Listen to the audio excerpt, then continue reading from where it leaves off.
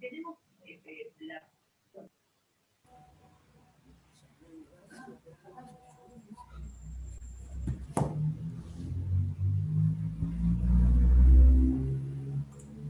Hola, buen día. Hola, buen día. Hola, buen día. Buenos días. Hola, buen día a todos. Estoy tratando de ir admitiendo.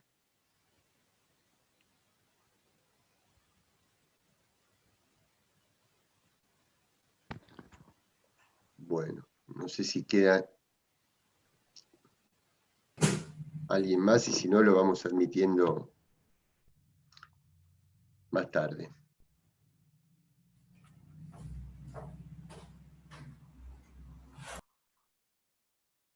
Bueno, buenos días. ¿Cómo están? Buen día. Bien, muy bien. Buen día, Todo bien. Todo bien, profe. Bueno.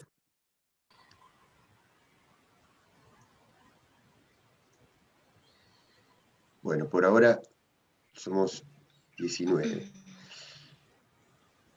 Bueno, me presento. Carlos Raimundi, yo soy abogado, vivo normalmente en la ciudad de La Plata, en Citibel.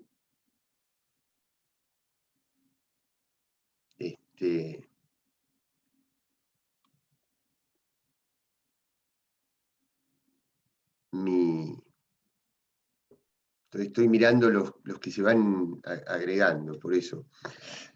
Mi actividad docente se inició en la Facultad de Derecho de La Plata, pero después se extendió a la Facultad de Trabajo Social, a la Facultad de Periodismo y Comunicación. Doy clases en la Universidad de Lanús también, además de la Universidad de Quilmes, donde estamos con esta materia desde el año 2016. Me estoy dando cuenta que tengo que agregar el programa al aula virtual.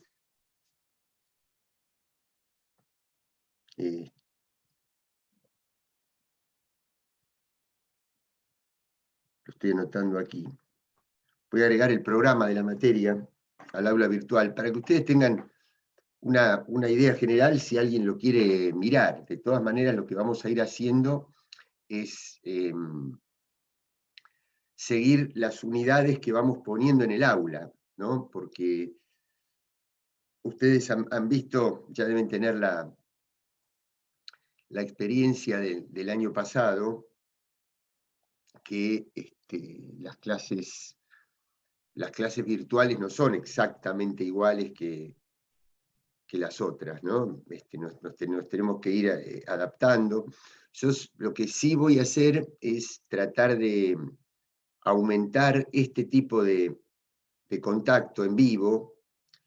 En algunos haremos clases, en otros haremos consultas, porque ustedes verían el material y después podemos hacer algún tipo de consulta. Ahora vamos a ir viendo cómo ponernos de acuerdo en el ritmo y en la modalidad de llevar adelante la cursada. Bueno, la verdad que la materia la veníamos dando de una manera, pero me refiero al tema, ¿no? a la política internacional. Pero indudablemente el virus, la pandemia a nivel mundial nos pone en una situación muy particular, nunca vivida antes, porque es una situación completamente inédita para ninguna persona viva, porque, bueno, obviamente los más jóvenes, desde luego, nunca podrían encontrar un antecedente a esto en su propia vida, pero las personas más ancianas tampoco tienen recuerdo de haberlo vivido. Puede ser que haya todavía alguna persona extremadamente anciana que recuerde algo de lo que fue la peste española de principios del siglo XX, pero era un fenómeno local, no era un fenómeno mundial. En cambio, este fenómeno tiene la particularidad de que es inédito absolutamente para todos las y los habitantes del mundo, y además que no ha dejado un solo rincón sin afectar. Quiere decir que todo el mundo está teñido por esto. Y tal vez haya que hacerse algunas preguntas, como por ejemplo, si esto que está sucediendo es algo completamente diferente, completamente distópico, digamos, de el ritmo que venía teniendo la producción, el desarrollo, del sistema de acumulación a nivel mundial, o si lo que está sucediendo de alguna manera es una consecuencia y no algo que quiebra el sistema, sino una de las tantas posibles consecuencias del sistema, ¿no? Es decir, cuando uno tiene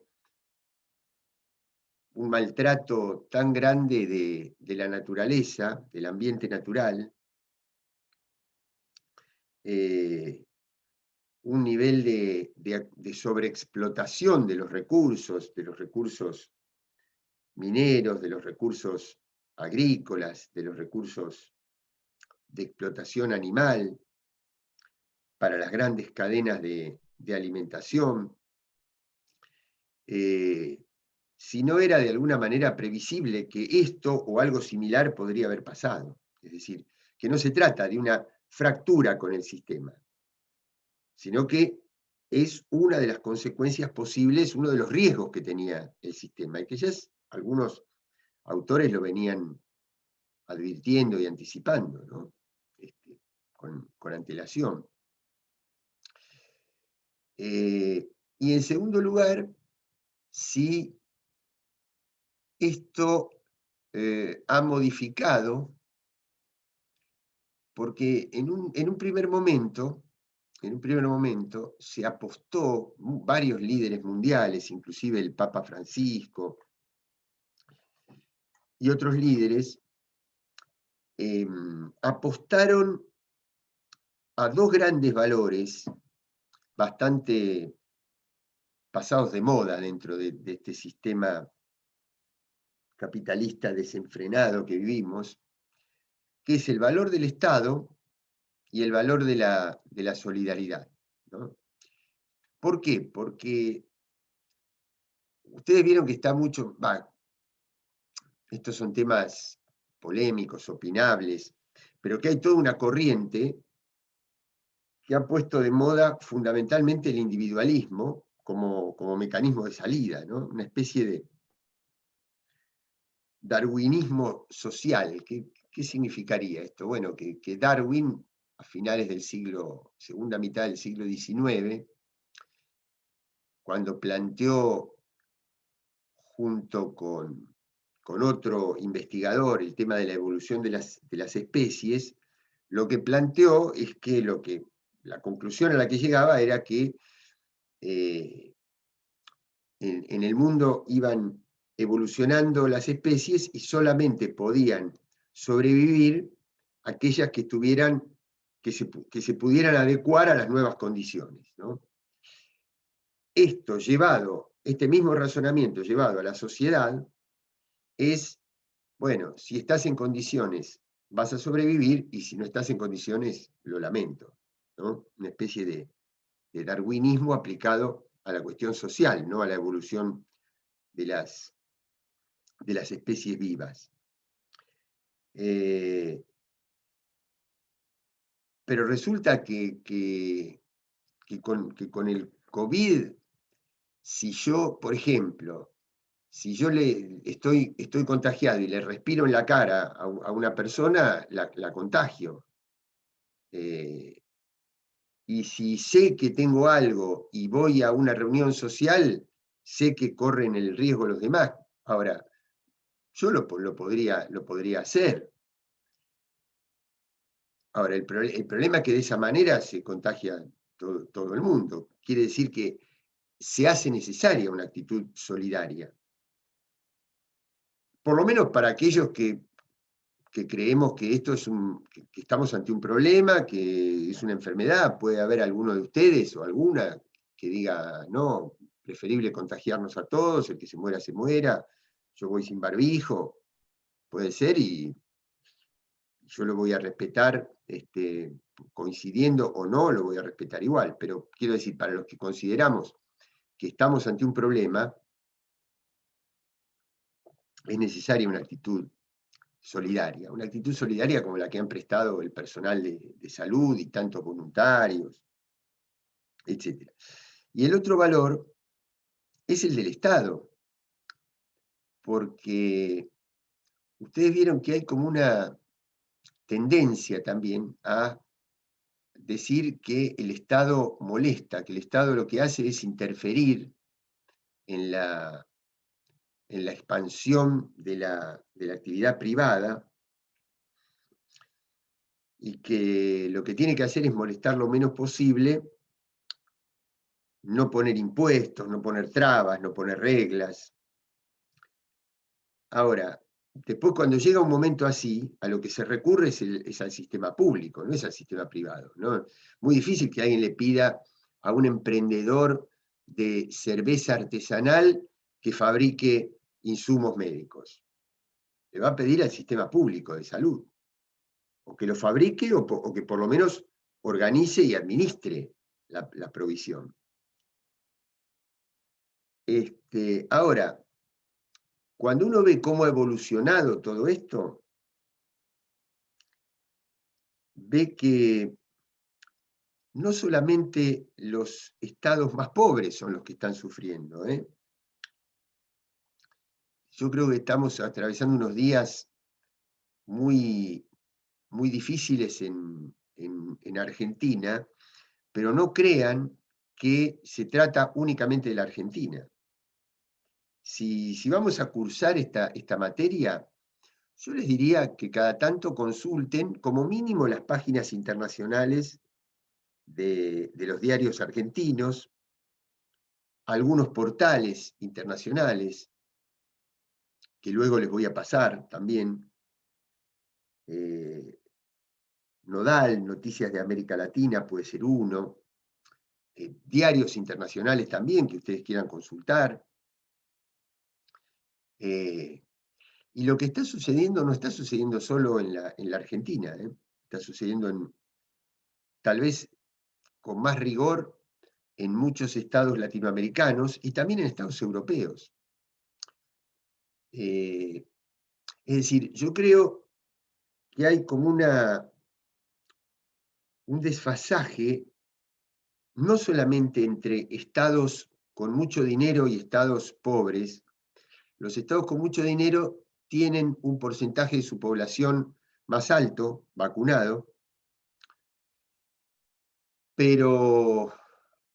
y han comprado vacunas. Israel, por ejemplo, creo que tiene a la totalidad de su población vacunada. Canadá, por ejemplo, era un estado que no tiene una gran población, pero es un estado muy rico. Entonces había comprado vacunas que le alcanzaban para vacunar varias veces su población.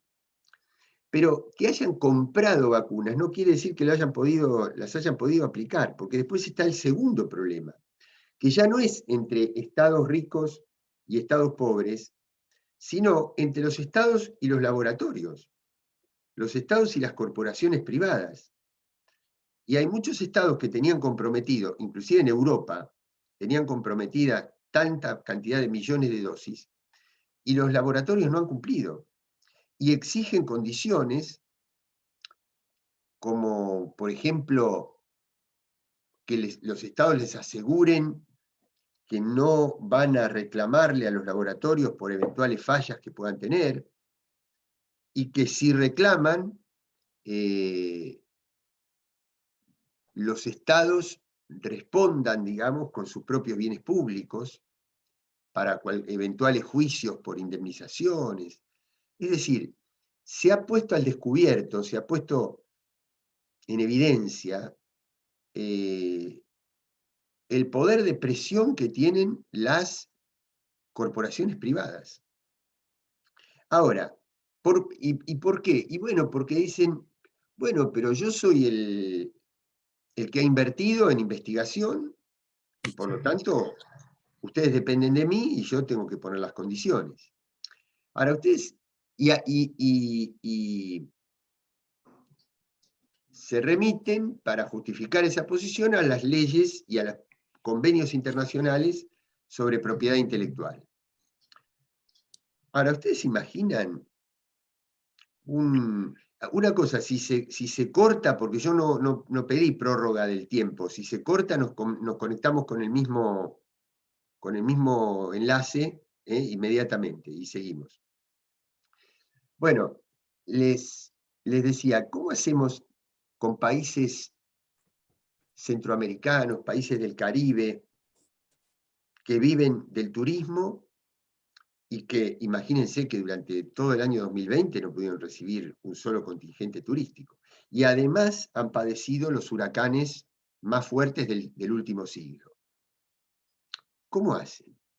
¿Qué hago? ¿Qué le digo yo a una persona que tiene la economía paralizada y la salud en vilo?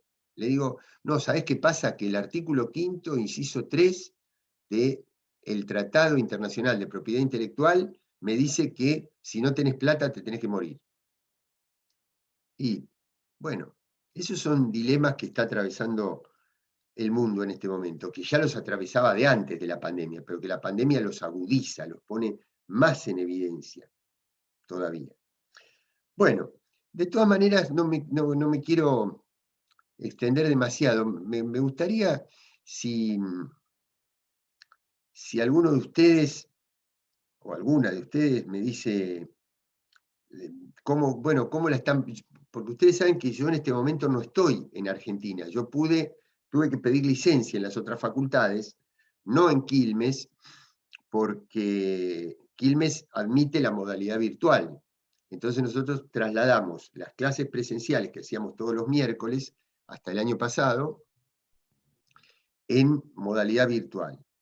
Y en la medida que podamos, hasta ahora no hemos tenido problema con la materia virtual, al tener tantos recursos con el aula, el campus, etcétera, que la seguimos dando de esta manera. Pero yo, desde agosto del año pasado, yo estoy viviendo en Washington, he estado en Argentina en enero, y obviamente tengo mi corazón y mi mente en la Argentina, pero en este momento yo estoy desempeñando una función que es representar al país ante la OEA, la Organización de Estados Americanos, así que me he tenido que trasladar. Pero como es absolutamente, con lo único que es compatible esta actividad diplomática, yo de todas maneras no vengo del mundo diplomático. Quienes cursan esta materia es interesante que sepan que todos los países, pero la Argentina en particular, tiene en la ley que organiza el servicio exterior de la nación, es decir, la ley que organiza el sistema diplomático, la Cancillería de nuestro país, establece un cupo de embajadores políticos, es decir, personas que por el tipo de destino, los gobiernos, en este caso los presidentes, tienen la posibilidad de designar a una persona que no haya seguido toda la carrera diplomática, sino que sea una persona de su confianza política. Y por eso yo no vengo del mundo de la diplomacia, yo vengo del mundo de la política, he sido legislador, he sido diputado nacional varias veces. Cuando no he sido diputado nacional, nunca tuve otro cargo, nunca recibí un sueldo público, sino eso exclusivamente cuando tuve un mandato, y por eso viví de la abogacía y de la docencia, ¿no? Que era lo que había hecho desde el año 2015, que terminó mi último periodo como diputado, hasta el 2020, siempre viví de la docencia. Pero ahora me toca estar aquí. Eso indudablemente me da un panorama, pero pierdo, así como gano en perspectiva más general para analizar las cosas, pierdo el pulso de lo que está sucediendo cotidianamente en Argentina. Obviamente que recibo, porque hago Zoom, porque tengo 2 de mis 3 hijos que están allá, y me dicen lo que cuesta comprar la verdura, comprar la carne, ir al supermercado. Yo sigo pagando mis impuestos acá por el home banking, así que sé lo que cuestan las cosas, y obviamente todos los días tengo el testimonio de algún amigo, de alguna amiga, de algún compañero o compañera de actividades que me cuentan. Pero bueno, quería que ustedes me dijeran también cómo están atravesando esto, por qué eligieron la materia, qué carrera están estudiando, de qué manera les parece que les puede servir.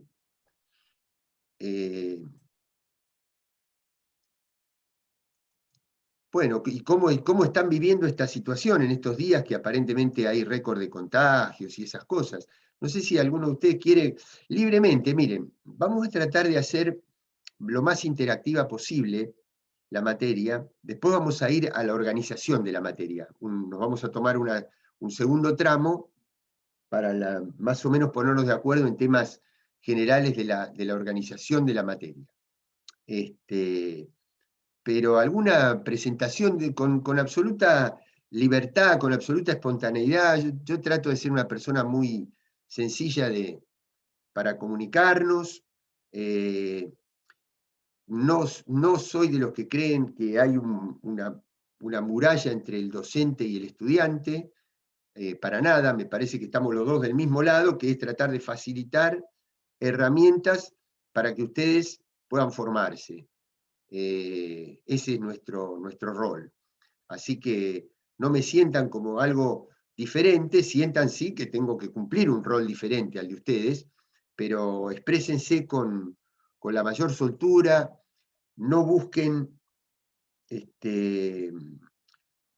digamos, no crean que tienen que coincidir conmigo en las opiniones, en absoluto, no es no solo les diría que no es un requisito coincidir conmigo, como debe ser, digamos, ningún docente puede exigir eso, sino que muchas veces tener una mirada diferente, polémica, que cuestione, que critique, enriquece, siempre y cuando sea seria, fundamentada, respetuosa, como tratamos de ser nosotros, siempre va a ser bienvenida. Así que siéntanse con espontaneidad y con libertad para poderse expresar en todos los aspectos.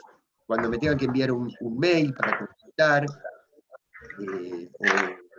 o para criticar o comentar un material, para hacer un trabajo, para pedir indicaciones, lo que sea. Así que si alguno de ustedes puede darme alguna idea de cómo está en este momento, de por qué se anotó, qué esperan de esta materia, me gustaría escucharlos un ratito y después seguir yo tratando de proponerles algunos métodos de trabajo. ¿Puede ser? Los que tengan sonido que cause algún problema, por favor,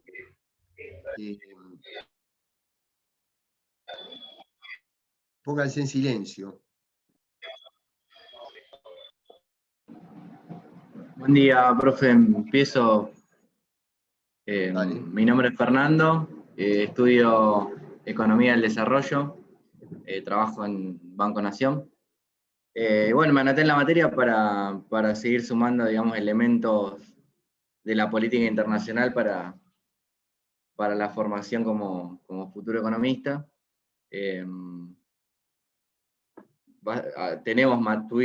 Cursé materias ya el cuatrimestre pasado de política internacional. Bueno, hay una que es estructura económica argentina y mundial, que está muy buena.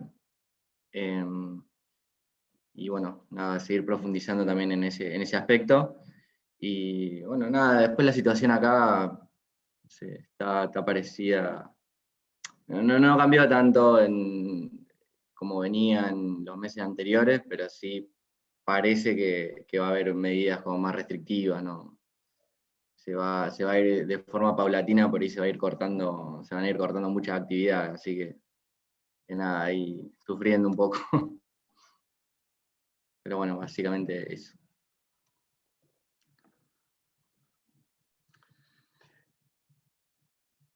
¿Ustedes sienten mucho el cambio? ¿Están mucho más tiempo en sus casas? ¿Cómo es la cuestión? ¿O hacen una vida muy cerca de lo normal? No, por ahora no cambió, al menos en mi caso no cambió demasiado eso. Pero bueno, se van a ir sumando restricciones, por ejemplo, los lugares para ir a comer afuera, ahora van a cortar a las 22. Ahora, ¿vos vas a trabajar al banco todos los días? No. Sí, hay por ahí alguna semana hago un corte, pero sí, estoy yendo 3 semanas más o menos en el mes. Bueno, vos sabés que uno de mi hijo menor, yo tengo una hija mujer de 23, una hija de 23 que estudia Derecho, vive en Mendoza, una de 21 que estudia Ingeniería Química en La Plata, y mi hijo de 19 que está en segundo año de Economía en La Plata. Es una facultad tradicional. Estuvo pensando en estudiar o en Quilmes o en Lanús. El problema era fundamentalmente el traslado y demás. Y tanto La Plata como UBA en Economía son facultades que, si bien tienen libertad de cátedra y tienen cátedras de distintas ideologías, en general la formación es tradicional y clásica, ortodoxa, le dirían, ¿no? Los más, los que le ponen una carga más ideológica. Me da la impresión de que en Quilmes debe tener una mirada un poco diferente, ¿no? De la mirada más ortodoxa, o por lo menos algunas materias, algo así, ¿o no? Sí, así es. Y también está quizás menos matematizada, ¿no? Mm. Que eso también hace que se diferencie un poco también de de la corriente clásica o neoclásica. Sí tiene como una formación más amplia. Y también con más conexión con los territorios, ¿no? Desde una formación con una perspectiva muy local, ¿no? Desde afuera para adentro, sino desde adentro para afuera. Bueno, esa es una característica en general de las universidades del conurbano, que yo creo que le han inyectado una nueva mirada al sistema universitario argentino. Primero, una nueva mirada desde arriba hacia abajo, en el sentido de que fue la estrategia por la cual se crearon la mayor parte de las universidades del conurbano. Pero además, después, porque el perfil de las estudiantes y los estudiantes de las universidades del conurbano es distinto que el de las universidades grandes. Yo creo que hay un componente de sectores populares mucho más grande que el que hay en las universidades grandes, que son fundamentalmente de clase media. Cosa que yo aplaudo a 4 manos, ¿no? Obviamente no, tómenlo con pinzas esto que digo, porque nunca es exacto, esto es una tendencia, es una mirada. Y lo de la economía como ciencia menos matematizada me parece fundamental. Para mí la economía no es una ciencia exacta, es una ciencia humana y social. Así que ¿no? una ciencia o una disciplina de la que depende la calidad de vida de millones de personas no puede definirse desde una fórmula económica, sino desde la persona, que esta es la otra cuestión que vamos a tratar de siempre tener en cuenta, ¿no? Mirar la realidad no desde el enfoque, o no únicamente desde el enfoque que nos plantea el poder o el saber tradicional, sino desde la persona que está sufriendo, desde la persona que está luchando, desde la persona que está trabajando. Cuando digo luchando, me refiero luchando por sobrevivir, luchando por laburar, por sostener a su familia, por tener una dignidad, por progresar en la vida. Miren, me pasó, ahora, les voy a contar una infidencia. Ustedes saben que yo tengo a cargo aquí una persona que es la que trabaja en las cosas del mantenimiento de esta casa donde yo vivo aquí en Washington. Y resulta que es una persona, como suele suceder, latina, que tuvo que venir a trabajar aquí, consiguió este trabajo que le permitió una visa legal, etc. No podríamos admitir en una función gubernamental otra cosa, pero resulta que tuvo que dejar a sus hijitos en Perú. Entonces ahora me pide encarecidamente, no los pudo ir a ver con el tema de la pandemia y demás, y me pide encarecidamente que vengan a ver si pueden venir sus hijos aquí a vivir con ella. Cuando hago la primera consulta, me responden desde el punto de vista burocrático. El primer impulso del gobierno, porque yo tampoco puedo tomar medidas por mí mismo sin consultar a la Cancillería, que es la que le tiene que pagar el sueldo, etc., ¿no? Entonces la primera cuestión era burocrática. Sí, bueno, pero nos va a aumentar el seguro médico, pero esto, pero lo otro. Sí, está bien. Ahora, a mí lo primero que me nació es ponerme en el lugar de una mamá que está separada de sus hijos. No de lo que dice la norma. La norma se tiene que adaptar al ser humano. Es decir, no digo que cada uno haga lo que quiera y no respete las normas. Lo que digo es que la fuente de inspiración de la norma tiene que ser la humanidad, no los números. Por lo menos eso es lo que yo pienso. Y está bueno que se los adelante para que tengan idea de cómo vamos a encarar la materia. Nosotros tenemos una visión humanista de la vida, de la realidad, de la ciencia, del saber, donde lo principal no son las grandes cifras que no sirven de nada si las personas sufren. ¿No? Así que eso es una premisa que nos va a guiar a lo largo de la materia. Y tampoco les pido que ustedes piensen igual, en absoluto. Simplemente les digo lo que somos nosotros, pero de ninguna manera, les reitero lo que les dije recién, de ninguna manera las diferencias de opiniones o de enfoques van a condicionar lo académico. Bueno, me gustaría, no sé, escuchar a alguien más. Lárguense, que no pasa nada.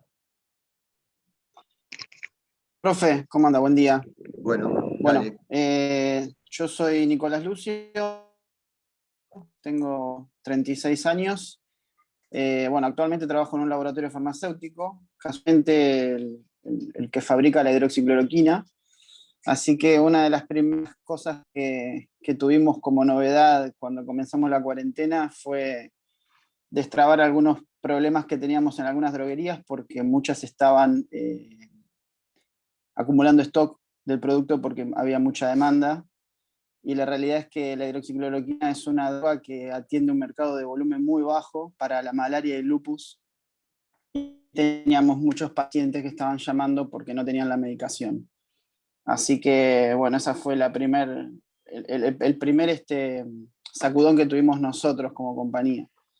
Hoy estamos trabajando, yo trabajo en el área de compras desde hace casi 10 años, estuve en otros sectores, ya estoy hace 15 años en la compañía, y ahora estamos trabajando toda la parte administrativa con burbujas del 50%, así que yo esta semana estoy trabajando desde mi casa. Y bueno, voy para el laboratorio en un transporte que pone la compañía también. Y casualmente ayer me notificaron de que el chofer se contagió, así que bueno, calculo que voy a estar aislado unos días, ya di aviso a la empresa. Igual estoy bien. Bueno, como decía el compañero recién, acá en Argentina, bueno, ayer hubo récord de casos. Yo estimo que esto se va a volver a endurecer, pero por otro lado lo que pienso es que creo que nos relajamos un poco respecto a las reuniones sociales. Creo que eso fue lo que hizo aumentar un poco los casos, y ahora que viene el clima fresco de nuevo, esto se va a acentuar. Esa es mi opinión. Realmente, o sea, yo cuando voy a la oficina atravieso la capital y bueno, he visto muchos protocolos implementarse, tanto acá en el conurbano, yo soy de Quilmes, como en Capital Federal, y la realidad es que el riesgo de contactos creo que dentro de lo posible se ha minimizado. El punto es cuando uno excede, digamos, la libertad por sobre el riesgo de contagio cuando se reúne en forma masiva. Mismo hoy en las canchas de fútbol, yo soy amante del fútbol, miro mucho fútbol, Yo y acá en también. Argentina en los encuentros, es algo que extrañamos entonces. Pero bueno, lo que le decía es que hoy, si usted ve un partido de fútbol, va a ver que en las canchas hay gente, y hay, no sé, 50, 100, 200 personas, y eso es mucho. Por más que estén en un estadio de fútbol, el ingreso me imagino que es uno solo, porque el estadio no puede tener todas las puertas abiertas, bueno, y eso favorece los contagios. Entonces, creo que también esto de que nos relajamos, lo digo así, y obviamente no lo digo por todos, lo digo por obviamente los que sí lo hicieron. Creo que tiene que ver también con un tema coyuntural, ¿no? De extrañar a nuestras familias, de estar con nuestros amigos, y en parte es lógico, pero a su vez creo que fue demasiado arriesgado. Yo por lo menos hasta ahora traté de tener contacto solamente con mi núcleo familiar, y no era ningún evento masivo, pero bueno, la realidad es que, como decía el compañero recién, yo creo que esto se va a endurecer. De hecho, ya en la compañía se está hablando de que vamos a volver de nuevo a nuestras casas. Yo hasta noviembre del año pasado estuve confinado acá trabajando. Después se implementaron las burbujas y actualmente estamos en esa situación, pero bueno, salvo la planta productiva, que también está complicada porque no puede cumplir absorción, porque hay mucho ausentismo, no se pueden cubrir los costos de mano de obra, bueno, es complicado. Bueno, yo le termino de contar un poco de mí. Yo estudio Comercio Internacional desde 2017. Elegí la materia porque creo que la coyuntura es importantísima a la hora de analizar la economía. No creo que la economía se decida solamente por los números. Creo que hay muchos factores que no tienen que ver con lo exacto, que definen acuerdos, que definen negocios, y también me considero una persona que se fija y pone mucha atención en el factor humano y en el factor coyuntural a la hora de hacer un análisis, más allá de que después existen ciertas cuestiones, digamos, muy técnicas que se definen obviamente por lo que dice la economía en sí, ¿no? La economía en sus términos más duros, ¿no? Pero también a nivel macro, tanto en la mirada nacional como la mirada mundial, creo que hay muchas cuestiones que tienen que ver con la política y con la situación social que definen el rumbo de una economía. Así que bueno, por eso también, para tener un poco más de apertura, bueno, es que elegí la materia.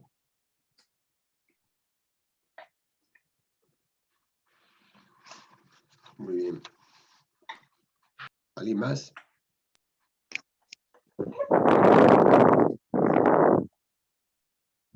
Buenas, ¿cómo va? ¿Se escucha?